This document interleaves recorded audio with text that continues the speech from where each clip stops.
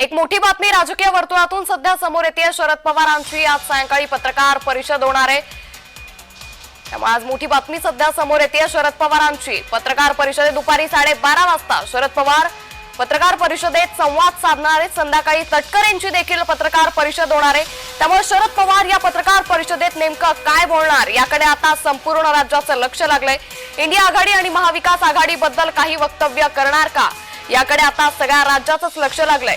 संजय राऊत यांच्याकडून देखील शरद पवार यांच्या पत्रकार परिषदेबद्दल सूचक विधान करण्यात आलंय। त्यामुळे आता या पत्रकार परिषदेत शरद पवार नेमका काही गौप्यस्फोट करणार का, काय वक्तव्य करणार याकडे संपूर्ण राज्याचं लक्ष लागलंय।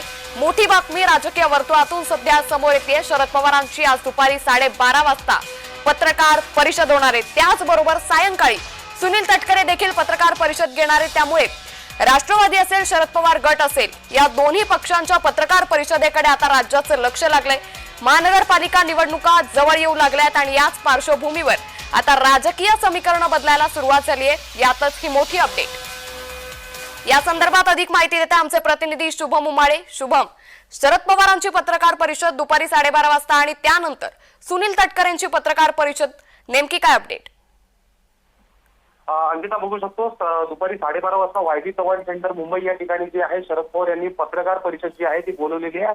अत्यंत महत्त्वाची पत्रकार परिषद ही असणार आहे, कारण की संजय राऊत यांनी देखील काही वेळ आधी त्या पत्रकार परिषदेबद्दल उल्लेख केला आणि त्यांनी असं म्हटलेलं आहे की लक्ष ठेवा, नेमका राऊत यांच्या बोलण्याकडे जे आहेत अनेक तर्कवितर्क जात आहेत आणि त्याच अनुषंगाने शरद पवार यांची पत्रकार परिषद जी आहे ती महत्वाची आहे। यामध्ये प्रामुख्याने हे बघणं महत्वाचं असणार आहे की ते कोणत्या विषयावर बोलतात, सोबतच महाविकास आघाडीबद्दल काही बोलतात का, किंवा आगामी निवडणुका ज्या आहेत स्थानिक स्वराज्य संस्थेच्या आणि महानगरपालिकेच्या या स्वबळावर लढणार आहेत का याबद्दल काही बोलतात का, किंवा तिन्ही पक्ष एकत्र राहावे याबद्दल ते काही वक्तव्य करतात का, इंडिया आघाडी असेल, महाविकास आघाडी असेल यावर ते काही बोलतात का। सोबतच आपण बघू शकतो या आठवड्यामध्ये पंतप्रधान नरेंद्र मोदी हे देखील मुंबई महाराष्ट्र दौऱ्यावर आहेत, त्याबद्दल देखील त्यांचं बोलणं जे आहे ते होऊ शकतं।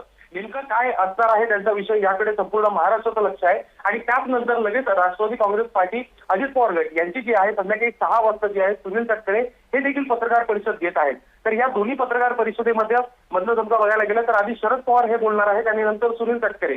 तर काहीसं त्याच याच्यावर जे आहे प्रत्युत्तर देण्यासाठी किंवा धनंजय मुंडे यांच्याबद्दल समजा शरद पवार बोलतात का त्याबद्दल बोलण्यासाठी सुनील तटकरे यांची देखील पत्रकार परिषद असू शकते।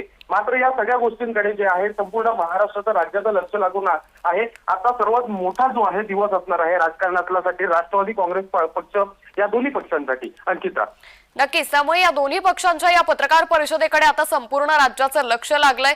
धन्यवाद शुभम, आपण दिलेल्या सविस्तर माहितीसाठी।